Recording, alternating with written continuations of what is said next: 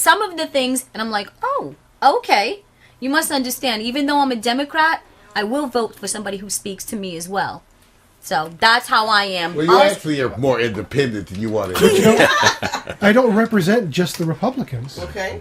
You represent the people. I have to represent all the people. And that's the big part with the current office holder. I got to say, it's 36th district, not 28th. Oh, 20, it's 36th. It's Jane Harmon's district. Okay. Oh, okay. I'm sorry, I read some layers. That's 26. That's what I saw. I saw 36. that right there. It was a mistake. Somebody it wasn't from his thing. I think it was a newspaper or something like that. Yeah. Something. But it's 36. So you're in a 30 district. 36. 36 district. So it's not Jane Harmon's district. It's the People's District, but obviously the city. But you're running for the people. It doesn't matter what party that you're going into. And I put on the web banner, America, I'm listening and I hear you, because that's what it's all about.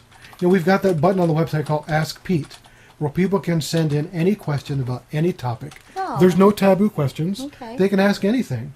And I get questions from all different perspectives, and some I go, well, I really don't want to answer that question. Right. But I answer it anyway, because that's my obligation. I made the deal with the people. Send me a question, and I'll answer it. Family, I will say this, because we're going to move on to another topic. Please. We are in a historical time in America today. And we have to admit that. We talked about Black Attack with Obama and with wonderful Michael Steele, who's doing a wonderful job for the RNC, for those who disagree or agree. Again, I will go back to say, if you think Michael's not doing a good job, name me 3 chairmen that you knew prior to his name. You didn't. So when you run for a job at RNC and you think you're such a great Republican, you give it a shot, because that brother's out there kicking ass and he's keeping our name in the media, and that's what we want to do. Despite if you are black, white, Latino, Armenian, it really, really, really doesn't matter, because the bottom line is we're all Americans. Right. And unfortunately, what America has failed is they have not secured the borders in the proper manner and have not dealt with the matter in the right way. So we are in a transformation time in America. You're living through history where you make those corrections. It's like when you're in a paper and you're a writer and you're trying to find out what kind of writer you are. It's like those who watch American Idol and you'll hear Simon say, you're not a country singer, you're more of a rock singer. I think America's trying to find out where they stand as far as immigration, illegal and legally, and how they're going to structure this legislation. So, family, keep blogging, keep talking. Danny, you got 2 minutes, and I want to move on. Okay, I do have to say this, Shirley, because the chat room is moving, okay, on this particular subject. I'll get their comments across, but I would like to pose to you, because I think, Pete pretty much got his point across, okay, and how he feels about it, and it's reasonable, okay? I get it. But I need to know how, because I know Mac is going to ask you this right here.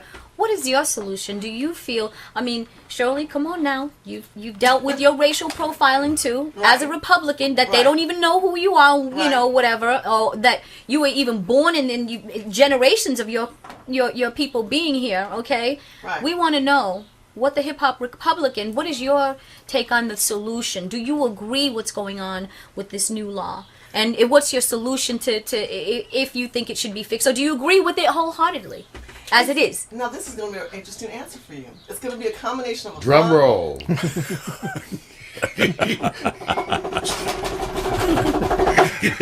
be a combination for me of a fine wine and a tuned radio.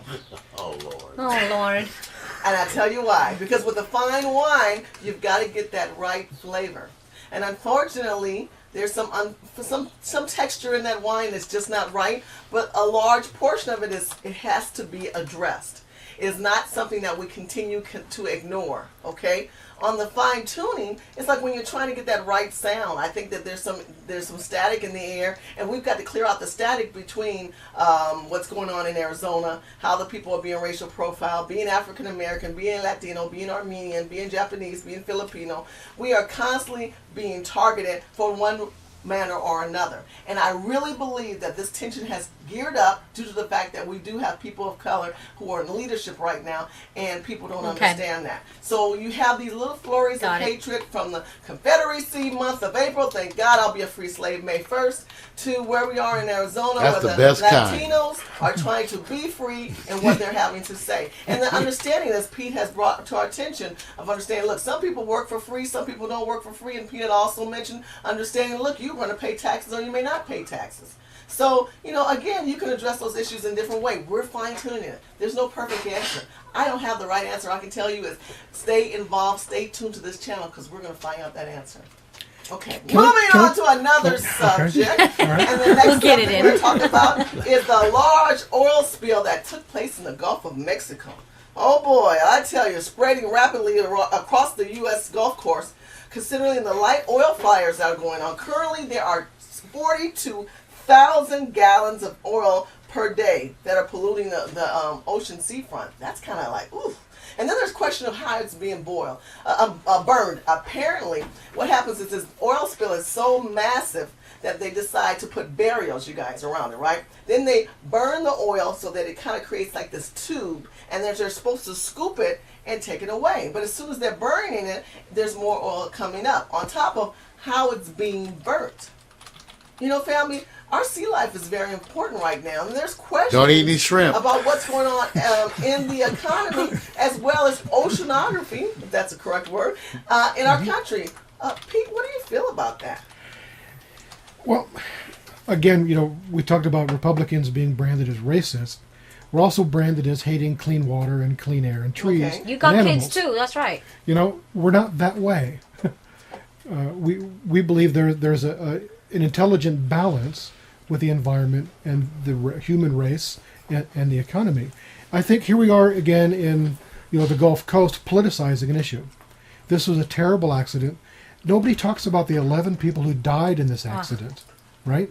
They're kind of forgotten because now today the administration comes out and says, well, because of this, we have to stop all new oil exploration that we were going to give you as a carrot to try to pass cap and trade, which is a big disaster I'd like to talk about a little bit later if we can. But it's the politicalization of this issue that will lose sight of the real challenges, which is the cleanup and to keep the shore safe, to keep the fishermen in Louisiana in business. And now you've got all these lawyers on TV today talking about people can't breathe, and these people are still miles and miles away from this oil, but they're taking advantage of to line their own pockets of these people who are trying to make a living, trying to survive, try to figure out what do they do next to make sure their livelihood keeps going. And what I don't understand is every time we look up, there's always some kind of oil spill, like once a year. This Well, is a lot of in all money fairness, and then the gas go up. not Has that- nothing to do with that. Okay. I don't get that. All of a sudden, watch the gas go up. Here's the leftist now. Here's the leftist. No reason. In all fairness, we got oil spill in the ocean. there's been no spills in this area for like 70 years. Thank you. Okay, and you but bring up a great wait, because I don't want you to run. I don't want you to run. No, I want to talk science. Watch the gas go up. Watch the gas go up. No, because this is one of my criticisms of the president, but it comes from a different perspective. Right. My criticism of the president is actually what he's doing is putting a brief moratorium on the drilling, because the people who are really against the oil drilling are really pissed off. They want oil drilling stopped. What the president has actually done is opened up more offshore oil drilling than any president in the last 20 years. Well, let me give you my perspective on that. Our guest. And I'm going to start with Kesterson on Hip Hop. There you go, from the 36th District of California. Very good. The quick 2 seconds on the science. According to NASA, more oil comes ashore from natural seepage than all oil spills combined historically. Okay. And they suggest that if we go get some of that oil and relieve some of the pressure, we'll actually lower that natural seepage. But from my perspective, from what I understand about what the Obama exploration program is... Because he's opened it up now, Pete. Right. His proposals opened up. But it's really in areas where we don't think there's a whole lot of oil anyway.